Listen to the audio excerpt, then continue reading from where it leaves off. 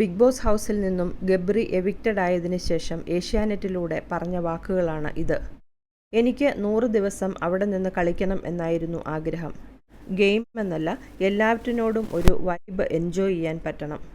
എല്ലാറ്റിൻ്റെയും ഭാഗമാകാൻ പറ്റണം. ബിഗ് ബോസ് എന്ന ഒരു ഷോ എക്സ്പീരിയൻസ് ചെയ്യാൻ വന്നയാളാണ് ഞാൻ. പുറത്തുനിന്നും ഞാൻ കണ്ടതോ എക്സ്പെക്റ്റ് ചെയ്തതോ ആയിരുന്നില്ല ബിഗ് ബോസ് എന്ന ഷോ. അതിനുള്ളിൽ കയറിയ ദിവസം തന്നെ എനിക്ക് മനസ്സിലായി തുടങ്ങി. ഒരുപാട് അപ്സ് ആൻഡ് ഡൗൺസിലൂടെ എൻ്റെ ജേർണി മുന്നോട്ട് പോയിക്കൊണ്ടിരുന്നു.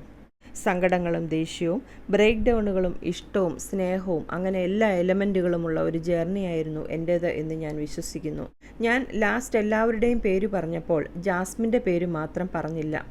കാരണം ജാസ്മിനോട് അകത്ത് വെച്ച് ഓൾറെഡി പറയാനുള്ളത് പറഞ്ഞു കഴിഞ്ഞു.